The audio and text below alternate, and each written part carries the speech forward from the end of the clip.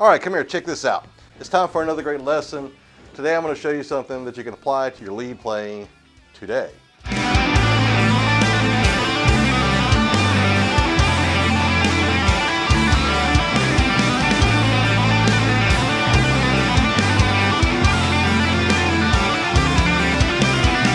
So I recently did a song called Love is a Paradox.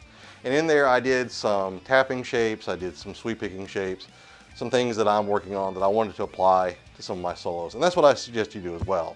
Like as you create solos, any techniques that you're currently working on that you're kind of bringing in to your arsenal of techniques and licks and tricks, just go ahead and start adding those things in. It doesn't matter if they're up to speed where you want them to be, putting them in your guitar solos or whatever you're working on is going to help you then get really used to playing them, because as you create these things you come back and play them over and over and over again and you're playing them in context of a song, and I think that's pretty important.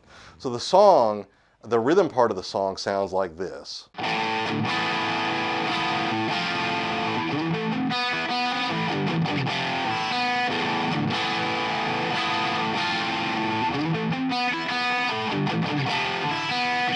And then it's got another part that goes like this.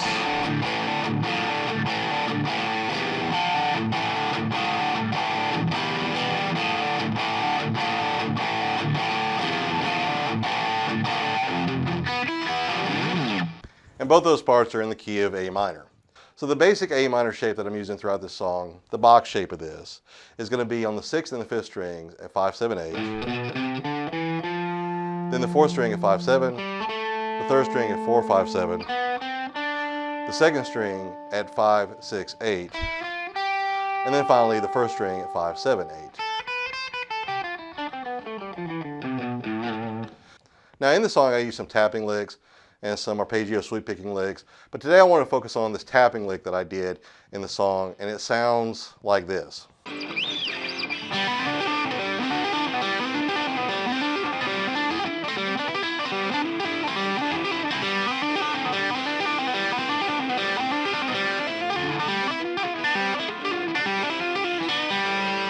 So what I did there was I took that box shape, which is your first position of the minor scale, in this case the A minor scale.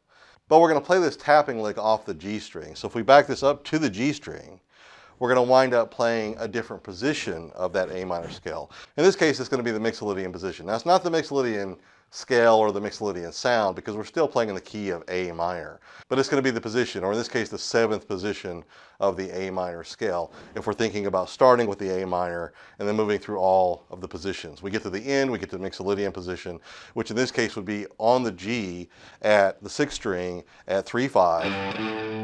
Then on the 5th and the 4th strings is 2, 3, 5. And then on the 3rd string at 2, 4, 5.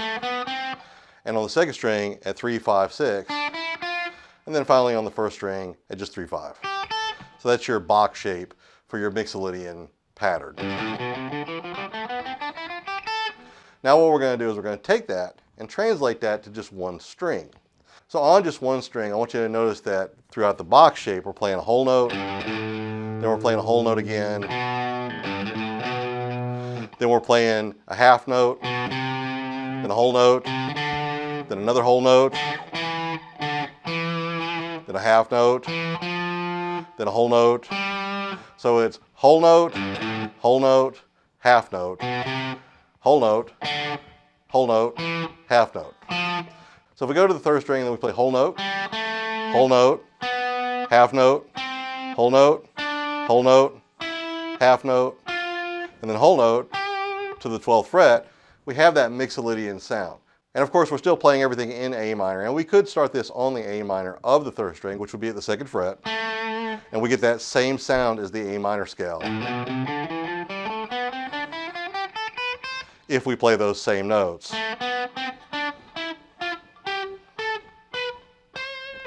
Which is the same pattern, it's just starting on the 2nd fret.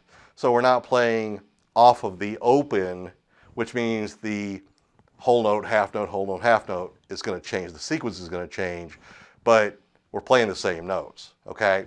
But we're not going to worry about that right now. We're just going to play this as that 7th position of the A minor scale, which in this case will be on the open of the 3rd string, 2nd fret, 4th fret, 5th fret, 7th fret, 9th fret, 10th fret, and then 12th fret.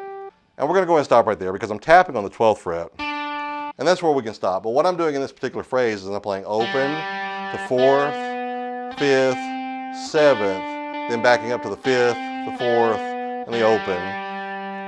The second shape that I'm doing is to the open, the 5th, the 7th, and the 9th with my index finger, my ring finger, and my pinky. And then back to the 7th, 5th, and then open. And then the last shape that I'm doing is playing from the open to the 7th, to the 9th, to the 10th with my index finger, ring finger, pinky. There's a half step there though, so it's easier to play. And then backing up from the 10th to the 9th to the 7th to the open. So I initially start off by just picking and tapping on the 12th fret, then pulling off, which means you got to flick it to make it make the noise, and then hammering on index, middle, pinky, then tapping again on the 12th fret, flicking off. Then with my pinky, my middle finger, and my index finger, I'm flicking off, flicking off, flicking off, and then tapping again.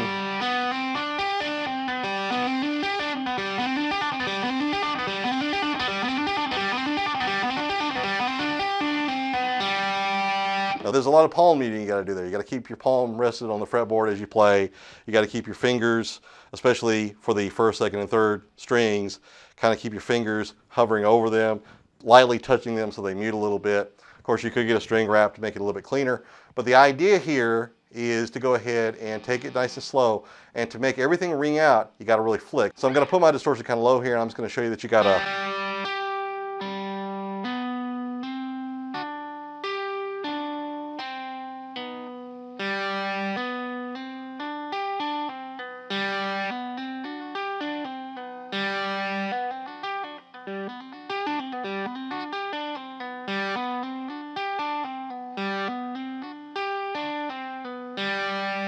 Now, of course, if this is too hard for you, if playing multiple is a little bit too hard for you, then you could just do one note.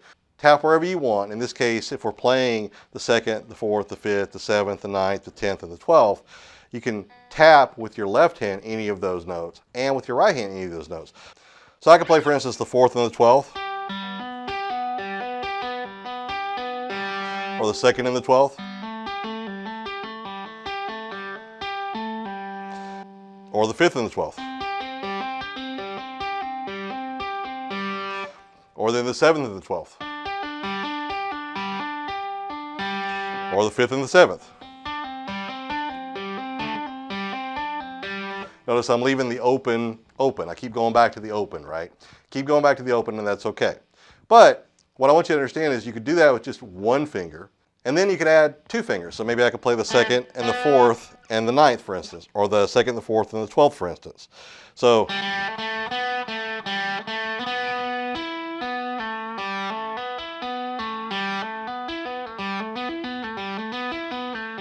and then move my right hand to the 12th.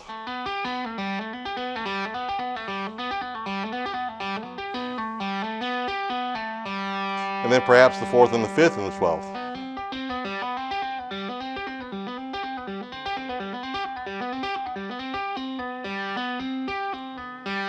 And then maybe the 4th, the 5th, and the 9th. You can hear sonically how you can come up with all kinds of different things, but we're playing within the scale. We're still playing that shape, which fits in with the A, and then we're playing over that.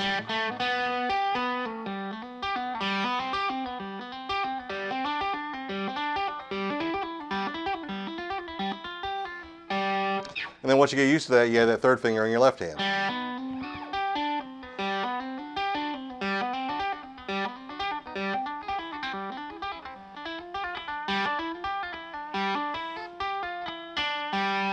I want you to notice, and I explained this earlier, but I want you to notice and pay very close attention to this, that I've got my distortion kind of low right now, so to make these things ring out,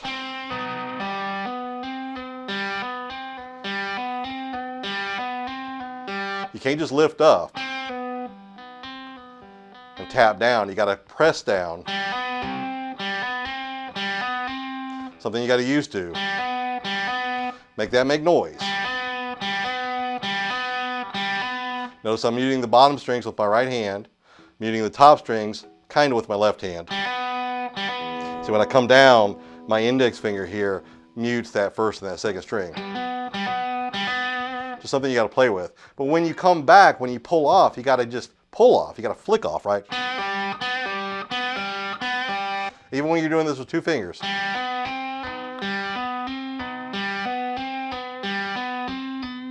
Not just lifting up. It's going to be too light. Even when you're doing it with three fingers. Pinky flick off. Middle finger flick off. Index finger flick off. Tabbing finger flick off.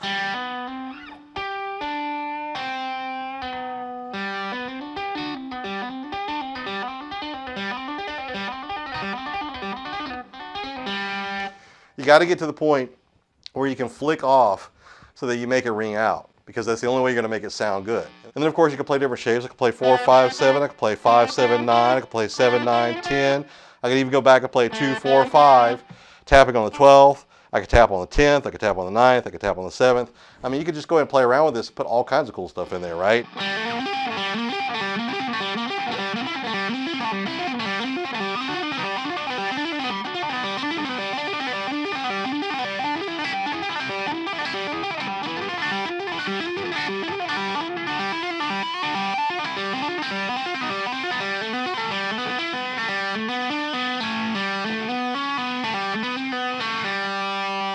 I think I added a note in there that doesn't belong in the scale, but that's okay. The key there is to get used to that shape on one string. And when you get used to the shape on one string, it kind of opens things up, because you can start seeing how things connect in the different boxes. Because that one string shape is going to have a shape within all your different boxes, all 7 positions, all up and down the fretboard. So we only play with 2 shapes today. We play with the opening shape, the natural minor shape. And then we play with the 7th shape of that, which is below that, the Mixolydian shape. And then we put that on one string. And then because of that, we can now map that out if we wanted to. I can map that out forward and backward across the fretboard and see all the shapes in the natural minor scale, which of course is the major scale, just starting at the 6th position. But either way you think about it, it all connects. And whether you see it this way or you see it this way, it basically has all the different patterns interlocked in every string and across the fretboard, which I think is kind of cool. And don't forget that it's all a circle. So thanks for checking this out. I got lessons on here every Sunday and Wednesday, at least in 2025. I'm going to try to maintain that. Be sure to like, subscribe, and share. Don't forget that I do have a free course out there at justpickuptheguitarandgo.com, where I teach you the foundational things to help you understand the scale shapes and be able to play with confidence and ease and be able to improvise intuitively, which I think is pretty important. We need to be able to train our fingers to go where we want them to go on the fretboard. So that free course is at justpickuptheguitarandgo.com. And then in the comments, I'd like you to let me know what you thought about this lesson, and also tell me, which guitarist do you think is an underrated player? For me, I think I'd have to think about that. There's a lot of guitarists out there who don't play leads, they don't play solos. They're really great guitarists and they write lots of great riffs and lots of great songs, but they don't really solo too much. Or if they do play a solo, they play maybe a melody line or something really simple, but it adds to the dynamic of the song. And there's quite a few of those out there, and I'm just curious, what's your take on that? Who do you see as somebody who's an underrated guitarist? Thanks for checking this out again, and I'll see you in the next one.